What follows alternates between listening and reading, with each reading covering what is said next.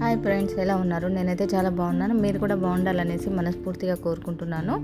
మరి దొండకాయ కర్రీ అయితే ఎవరు ఇష్టపడరు ఫ్రెండ్స్, కానీ ఇష్టంగా తినాలి అంటే మాత్రం ఈ స్టైల్లో చేయండి. చాలా అంటే చాలా టేస్టీగా ఉంటుంది. మరి ఇలా చేయడానికి ఏమేం కావాలో ఒకసారి చూద్దామా. దొండకాయలు, ఆనియన్స్, పచ్చిమిర్చి, టమాటోస్, కొత్తిమీర, వెల్లిపాయలు. ఓకే ఫ్రెండ్స్, నేనైతే ఆనియన్స్ని ముందుగానే ఇలా కట్ చేసి పెట్టుకున్నాను. కావాల్సినంత కర్రీకి ఆయిల్ కూడా వేసేసుకున్నాను. ఆయిల్ కాగిన వెంటనే ఆనియన్స్, పచ్చిమిర్చి అయితే వేసేసాను. ఓకే, ఆనియన్స్, పచ్చిమిర్చి బ్రౌన్ కలర్ రాగానే వెల్లిపాయల పేస్ట్ అయితే ఈ విధంగా దంచుకొని పెట్టుకోవాలన్నమాట. వేసేస్తున్నాను ఫ్రెండ్స్. కాస్త వేగేంతవరకు కలుపుకోవాలి. వెల్లిపాయల పేస్ట్ కూడా కొంచెం బ్రౌన్ కలర్ వచ్చేంతవరకు ఈ విధంగా ఫ్రై చేయాలి. సూపర్ స్మెల్ వస్తూ ఉంటుంది ఫ్రెండ్స్ ఇలా ఫ్రై చేస్తున్నప్పుడు.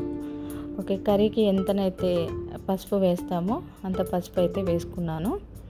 ఓకే, దొండకాయలను అయితే మంచిగా నీట్గా కట్ చేసి చిన్న చిన్న ముక్కల కింద కట్ చేసి పెట్టుకున్నాను ఫ్రెండ్స్. ఈ విధంగా మీరు కూడా సేమ్ ఇలా చిన్న ముక్కల కింద కట్ చేసేసి. ఓకే ఫ్రెండ్స్, దొండకాయ ముక్కలను అయితే వేసేసాము. వేసాక ఒకసారి మంచిగా కలుపుకోవాలి.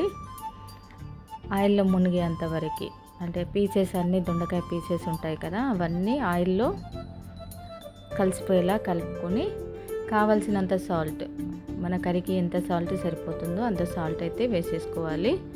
వేసుకొని అంత కలిసేలాగున కలుపుకోవాలి. ఈ విధంగా కలుపుకొని ఒక 5 మినిట్స్ మూత పెట్టేసేయాలి. 5 మినిట్స్ తర్వాత అన్నమాట. చూసారు కదా, దొండకాయ మంచిగా ఉడుకుతుంది. సగం ఉడికిన తర్వాత టమాటోస్ అయితే వేసేసుకోవాలి. నేను 1/2 కేజీ దొండకాయకి 2 టమాటోస్ అయితే వేసాను, పెద్దవి. టమాటో కూడా వేసి ఈ విధంగా కలుపుకోవాలి. టమాటోస్ వేసాక మళ్ళీ ఈ విధంగానైతే 5 మినిట్స్ మూత పెట్టేసేయాలి. ఇప్పుడు టమాటో అయితే ఉడికిపోయింది చూడండి. టమాటో కూడా హాఫ్ ఉడికింది, ఇంకా ఉడకాలి. కారం వేసాము, గరం మసాలా, ధనియా పౌడర్, ఇవన్నీ ఒకసారి వేసేసి ఇప్పుడు కొత్తిమీర కూడా వేసేసుకోవాలి. కొత్తిమీర కూడా వేసి మంచిగా అంతా కలిసేలాగున కలుపుకోవాలి.